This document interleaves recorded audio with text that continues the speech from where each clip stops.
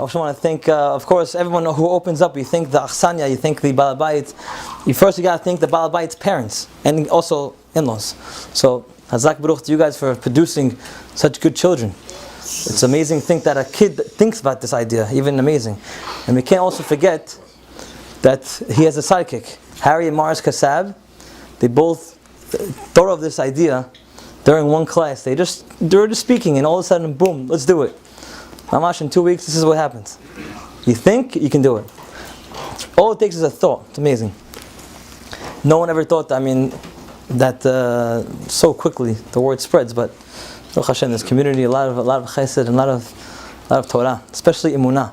Tonight is a very, very special night. I don't even know if we understand why it's such a special night. Not because we're here and you guys came on Saturday night when you can be outside learning Torah in other places right now in the city. No one's in the party. Everyone could be in different shurim, but you're here in this shur, so it's a beautiful thing. But tonight also happens to be Yud Aleph Cheshvan, which means tonight is the night of the passing away of Rachel Imenu. Tonight is the yahrzeit of Rachel Imenu. And whenever Rachel Imenu, her light of the world spreads, and I don't think it's just for nothing that tonight worked out, happened to be Rachel Imenu's yahrzeit. It's a very, very holy thing. They didn't plan it, that it's going to fall out during the weeks of Avraham Avinu. They didn't plan it. They just thought of a night and they asked whoever can come October 19th, and they did it. It was not planned to be Avraham Avinu's parashiot. It wasn't. It could have been Noach, it could have been anyone. It could have been Yishmael, it could have been later on, it could have been even later on Yosef. But it worked on Avraham Avinu. And Avraham Avinu has so much to speak about. So if I can just work tonight on one pasuk, Tzad Hashem, that'll be my job. One pasuk. It's this week's parasha we just read a few hours ago. Lech lecha me'atzecha. That pasuk in it has so much to learn. It is amazing. And when I was thinking about this, I said, wow. So many different things connect. It's amazing what we can learn from the Torah Ketosha. Torah is like an endless field. You walk in it, you end up finding caves and tunnels and these slides that go into magical places you never even believed that they existed. So the pasuk says Lech lecha me'artzecha, which means we start the introduction of Avraham Avinu with a journey. The first time we ever speak about him, the first parasha that deals with Avraham Avinu is a journey. It's a embarkment. Lech lecha. The question is why? Out of all things in the world, tell me how he was born.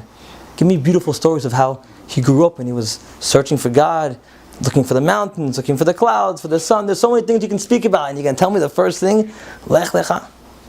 You skip half the cool stories I no one even knows about. Or when the Midrashim speak about, I don't even has to really, open them up. The parasha just starts off Lech lecha. So maybe there's a message tonight that's hidden deep, deep, deep in this journey. And I think, Zat Hashem, tonight we can speak about it. See, life is all about journeys.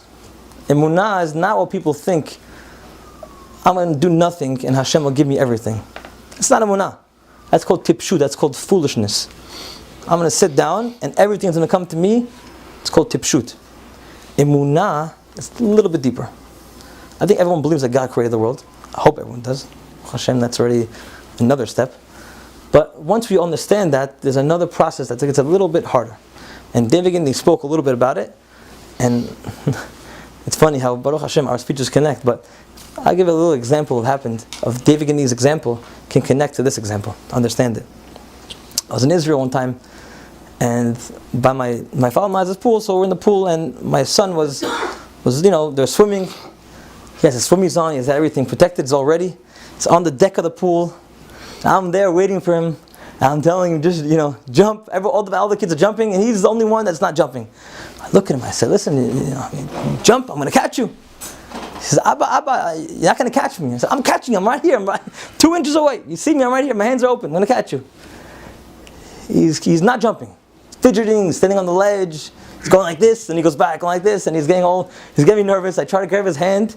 He's like, no, I won't do it by myself. So I wait another 10 minutes. He's just back and forth. We're negotiating who's going to go first. And I tell him to jump. Tell him, jump, I'm going to hold you, jump. And he's scared. And I'm thinking about it, I'm like, you know what? I can't blame him. Can't blame him. He doesn't. It's his first time ever jumping in the water. He never jumped in the pool before. He's got swimmies on. It's his first time jumping in the water. I can't blame him for being scared to jump. Even though he sees me, with my hands open, I'm going to catch him. In the end, he jumped.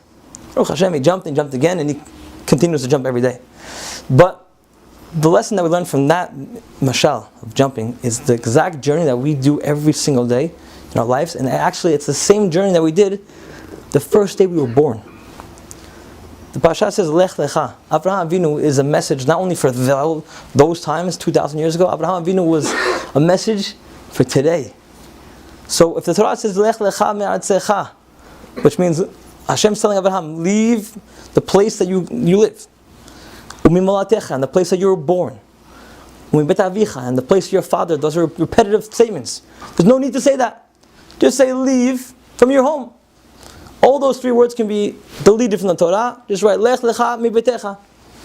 But why would you tell me 3 times? It's so repetitive. And the Torah is not repetitive. So there's maybe a deeper message tonight. You see, in the stomach, when a person is born, right before about to come to this world, there's a conversation between God and the neshama. And the God tells the neshama, go to this world, you're going to have a great time. You can have this, you can have that, you can have everything there for you. I'm going to take care of you. And the neshama says, no, I'm not going to this world. I want to stay where I am. I was happy with over you. I was in Shemayim. I was, enjoying everything over there. It was holiness. No problems. There was no things I need to worry about. Let me stay with you. And they say, no, you have to go down. Whether you like it or not, you're going down. He says, I don't want to go down. And there's this push and pull. In the end, he gets pushed out. And that's why babies come out crying. Babies come out crying because of that. They don't want to come out to this world. They want to stay in. They come out crying because of that moment. What's so bad about that moment? Nothing bad. But you know what it is? It's that jump. They're afraid to go from that world to this world. It's a scary thing. I'm in my mother's stomach. I got fluid. I got supplements. I got nutrients. I got everything I need right here. I'm like a little bit. I'm actually a little baby. I'm a spoiled little bit. I have everything I need. I don't need to even lift a finger.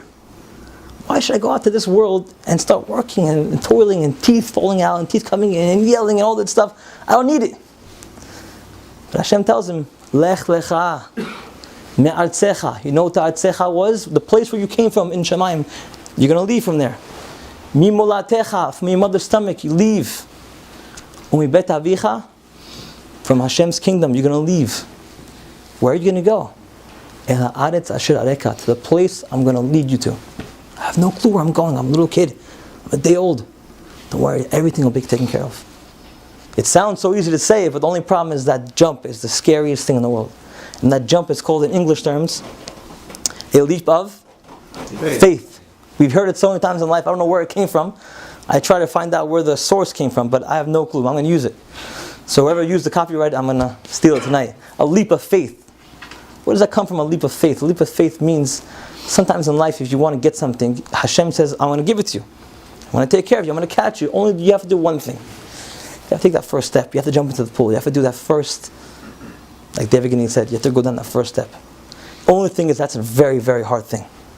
That's one of the hardest things in life. A guy opens a new idea of a company. He wants to start a new business. The only thing is the finances aren't there, right? The investments aren't there. There's no seed money. There's no cash flow. There's no long-term perspectives. They have the fancy words called for ROIs, return on investments, right?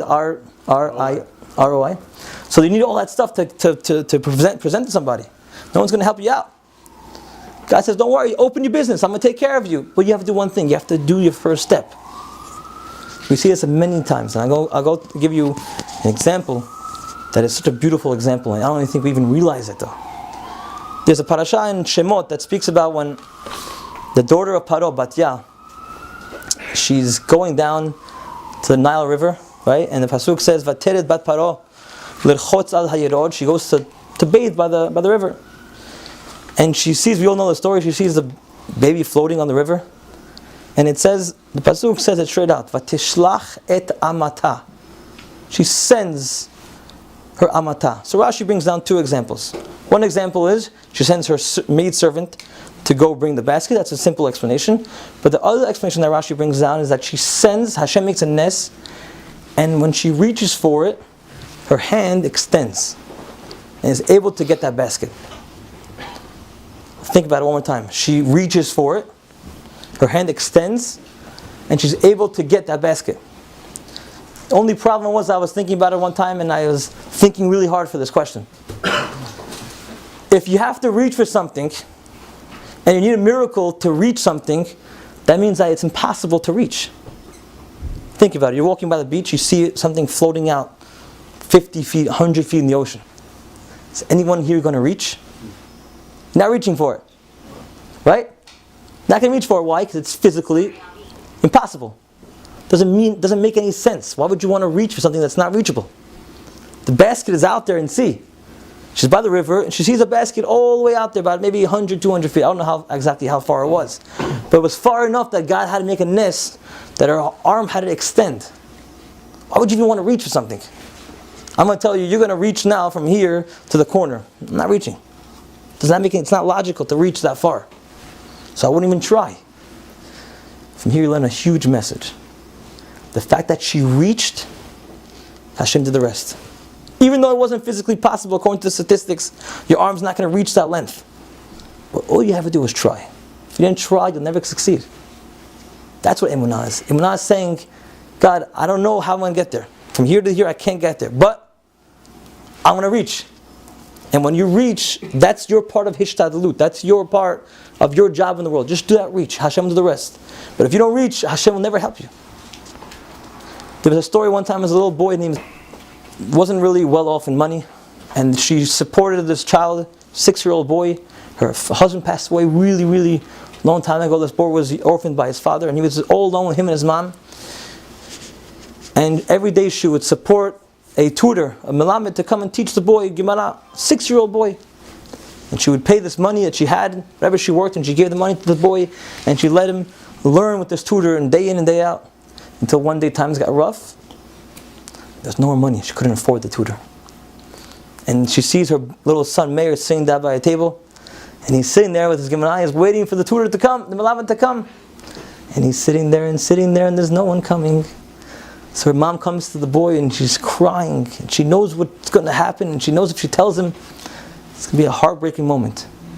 And she goes to their son Meir and she says, with tears in her eyes, the Melamed's not coming, the Rebbe's not coming today. And the boy sees the mom crying. He tells her, don't worry.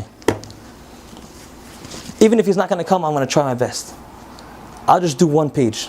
I'll see if I can do one page. And he tried his best, did one page. The next day he did another page. And every day he would go over that same page until a few years later he finished his first Masechet by himself. He grew up, and every day he would do a page. He went to yeshiva, he did a page. He became the Rosh Yeshiva. He did a page.